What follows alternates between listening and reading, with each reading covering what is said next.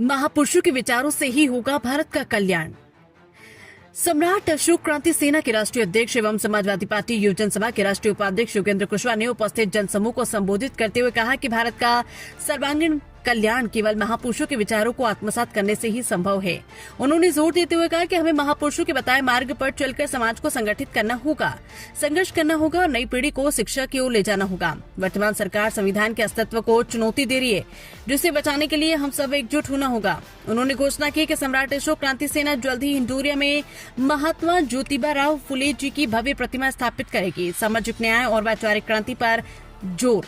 मोहन कुशवाहा जिला अध्यक्ष संगठन सामाजिक न्याय की लड़ाई के लिए सदैव तत्पर है और इसी संकल्प के साथ निरंतर कार्य कर रहा है। डॉक्टर हीरालाल बहुजन समाज के महापुरुषों के ऐतिहासिक संघर्षों को विस्तार से रेखांकित किया। दिनेश पटेल भगवान गौतम बुद्ध की शांति और बंधुत्व के विचारों को अपनाने की अपील की। मेहरबान कुशवाहा सम्राट चंद्रगुप्त मौर्य, सम्राट अशोक, बाबा साहेब और फुले जी के जीवन दर्शन पर प्रकाश डाला। भूपेंद्र बौद्ध महापुरुषों के आदर्शों को जीवन में उतारने की बात कही। इंडिया न्यूज दर्पण के लिए राजेंद्र पटेल की रिपोर्ट। आज चूंकि सबको जानकारी है कि आज 11 अप्रैल है और आज सत्य शोधक समाज के निर्माता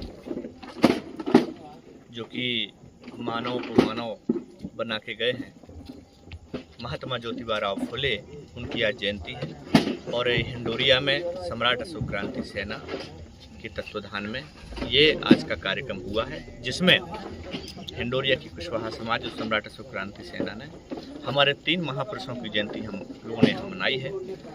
चंद्रगुप्त मौर्य जी, जिन्होंने अखंड भारत का निर्माण किया, और सत्यशोधक समाज के रचयिता महात्मा ज्योतिबा राव फुले, और चूँकि जिन्होंने हमें संविधान दिया, मौलिक अधिकार दिए, बाबा साहब अम्बेडकर की आज हम लोगों ने संयुक्त रूप से जयंती मनाई है। आज इस जयंती के माध्यम से आप जनमानस को, समुदाय के लिए, देश के लिए क्या संदेश देना चाहेंगे? देखिए, हमारा संदेश यही है कि जो हमारे महापुरुष हम सबको देकर गए हैं उनके पद चिन्हों पर हमको चलना है। जो मार्ग वो हमको देकर गए हैं उस मार्ग पर हम लोग चलें, इसी में देश का कल्याण होगा।